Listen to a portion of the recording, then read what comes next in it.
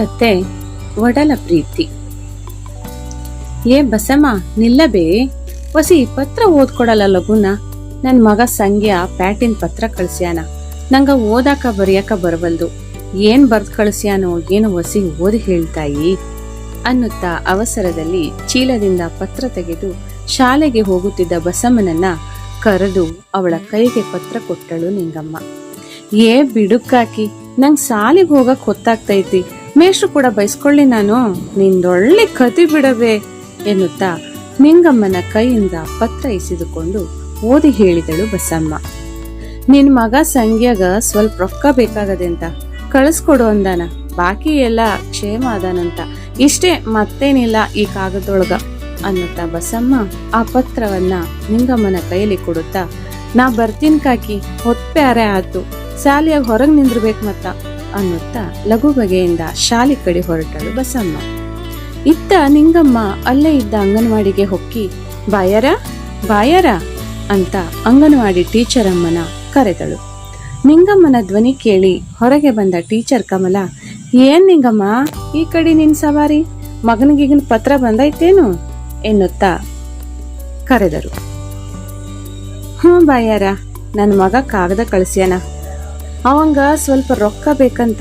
ಬಯ್ಯರ, ಎಲ್ಲಾದ್ರೂ ಇನ್ನೂ 4 ಮನಿ ಕೆಲ್ಸ ಇದ್ರ ಹೇಳಿ ಮತ್ತ, ನಂಗೂ ಕೈಯಾಗ 4 ಕಾಸಾದ್ರ ಮಗನ್ ಚಲೋ ಓದ್ಸಿ ದೊಡ್ಡ ಮನುಷ್ಯನ್ ಮಾಡಕ್ ಆಗ್ತೈತಿ, ಇಲ್ಲ ಅಂದ್ರ ಶಾನೆ ಕಷ್ಟ ಆಗ್ತೈತ್ರಿ ನೋಡ್ರಿ ನಿಂಗಮ್ಮ ಅಂದಾಗ, ಏನ್ ನಿಂಗಮ್ಮ ನಿಂಗೆ ತಲೆಗಿಲಿ ಕೆಟ್ಟೈತೇನ್ ಮತ್ತ, ಈ ಪಾಟಿ ಹಗಲು ರಾತ್ರಿ ದುಡಿಮೆ ಸಾಕಾಗಿಲ್ಲೇನು, ಇನ್ನೂ ದುಡಿಬೇಕು ಅಂತಿ, ನಿನ್ನ ಆರೋಗ್ಯ ಕೆಟ್ರ ಗತಿ ಏನ್ ನಿಂಗಮ್ಮ ಎಂದು ಕಳಕಳಿಯಿಂದ ಟೀಚರ್ ಕಮಲಮ್ಮ ನುಡಿದರು.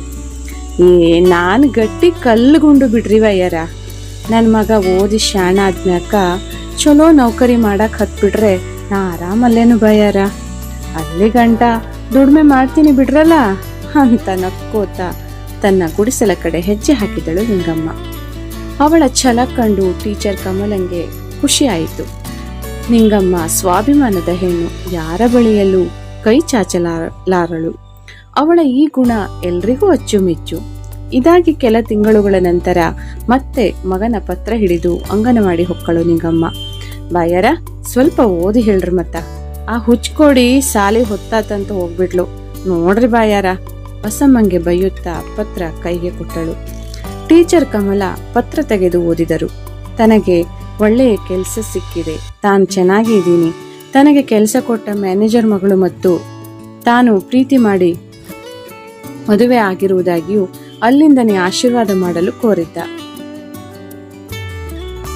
ಹಾಗೆ ತನಗೆ ಊರಿಗೆ ಬರಲಾಗುವುದಿಲ್ಲ, ನಿನಗೆ ಎಷ್ಟು ಹಣ ಬೇಕೋ ಅಷ್ಟು ಹಣ ಕಳಿಸುವುದಾಗಿಯೂ ಹೇಳಿದ್ದ. ಓದಿ ಟೀಚರ್ ಕಮಲರ ಕಣ್ಣು ಮಂಜಾಯಿತು. ನಿಂಗಮ್ಮ ಮಗನ್ ಮೇಲೆ ಎಷ್ಟೊಂದು ಆಸೆ ಕನಸು ಹಿಂಡ್ತಿದ್ದಳು, ಎಲ್ಲ ನುಚ್ಚುನೂರು ಆಗಿ ಹೋಯಿತು. ಏನಂತ ಹೇಳಲಿ ಈ ಮುದಿ ಜೀವಕ್ಕೆ, ಮಗನಿಗಾಗಿ ತನ್ನ ಸರ್ವಸ್ವವನ್ನೇ ದಾರಿ ಎರೆದ ಮಹಾತಾಯಿ.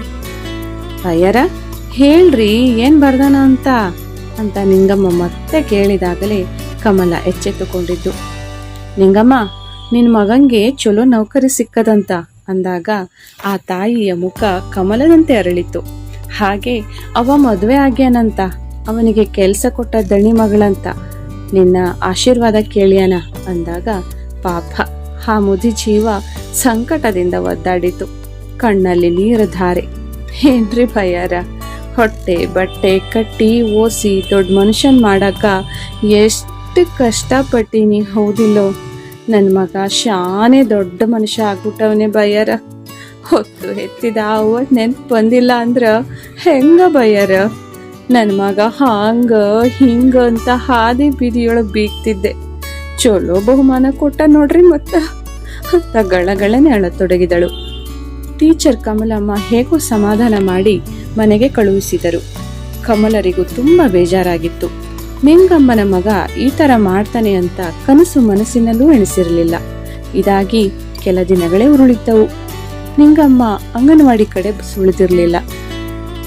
ಊರವರ ಬಳಿ ವಿಚಾರಿಸಿದಾಗ ಇತ್ತೀಚೆಗೆ ಮಗನ ಪತ್ರ ಕೂಡ ಬರುತ್ತಿರಲಿಲ್ಲ ಎನ್ನುವುದು ತಿಳಿಯಿತು ಕಮಲಾರಿಗೆ.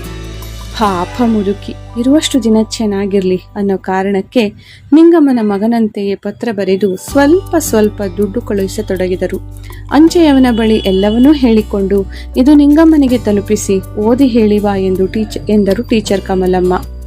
ಒಂದು ದಿನ ಇದ್ದಕ್ಕಿದ್ದಂತೆ ನಿಂಗಮ್ಮನ ಆರೋಗ್ಯ ತುಂಬಾ ಹದಗೆಟ್ಟಿದೆ ಅಂತ ಅಂಚೆಯವ ಬಂದು ಹೇಳಿದಾಗ ಖುದ್ದಾಗಿ ಟೀಚರ್ ಕಮಲ ನಿಂಗಮ್ಮನ ಮನೆಗೆ ಹೋದ್ರು.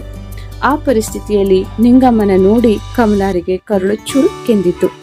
ಅಸ್ಥಿ ಪಂಜರವಾಗಿದ್ದ ನಿಂಗಮ್ಮಳನನ್ನು ನೋಡಿ ಏನಾಯ್ತು ನಿಂಗಮ್ಮ ಅಂತ ಕೈ ಹಿಡಿದು ವಿಚಾರಿಸಲು ಅಳು ನುಂಗುತ್ತಾ, ಭಯರ ನನ್ನ ಆಯಸ್ಸಿಷ್ಟೇ ಅಂತೀನಿ, ನೀವು ನನ್ನ ಹೊಟ್ಟೆಲ್ ಹುಟ್ಟಿಲ್ಲ ಕಣ್ತಾಯಿ, ಆದ್ರೂ ಶಾನೆ ಕಾಳಜಿ ಮಾಡಿರಿ, ತಗೊಳ್ಳಿ ನಿಮ್ಮ ರೊಕ್ಕ, ನನ್ನ ಮಗ ಪತ್ರ ಬರ್ದಾನ ಅಂತ ಅಚ್ಚೆ ಅಣ್ಣನ ಹತ್ರ ಕಳಿಸ್ಕೊಟ್ರಲ್ಲ ತಾಯಿ, ಪರಮಾತ್ಮನ ಹತ್ರ ಹೋಗ ಮುಂದ ನಂಗೆ ಯಾಕವ್ವ ಈ ರೊಕ್ಕ, ನಾ ಹೆತ್ ಮಗ ನನ್ನ ಮರ್ತ್ಬಿಟ್ಟ ನೋಡ್ರಿ, ಮತ್ತ ಹೊರಲಿಲ್ಲ ಹೆರ್ಲಿಲ್ಲ, ನೀವು ನನ್ನ ಮಗಳೇ ಆಗ್ಬಿಟ್ರಲ್ಲ ಯವ್ವ, ಈ ಜೀವಕ್ಕ ಇಷ್ಟು ಸಾಕು ತಾಯಿ, ಒಂದೇ ಒಂದು ಆಸೆ ಅದ ಬಾಯರ, ನನ್ನ ಜೀವಕ್ಕ ನೀವೇ ಕೊಡ್ರಿ ಮುಕ್ತಿ, ನನ್ನ ಮಗಂಗೆ ತಿಳಿಸ್ಬೇಡ್ರಿ, ಮತ್ತ ಮುಂದಿನ ಜನ್ಮ ಅಂತ ಇದ್ರ ನೀವು ನನ್ನ ಹೊಟ್ಯಾಗ ಹುಟ್ರಿ, ಇಲ್ಲ ನಾನೇ ನಿಮ್ಮ ಹೊಟ್ಯಾಗ ಹುಡ್ತೀನ್ರಿ ಬಾಯಾರ ಅನ್ನುತ್ತಿದ್ದ ಹಾಗೆ ನಿಂಗಮ್ಮನ ಪ್ರಾಣ ಪಕ್ಷಿ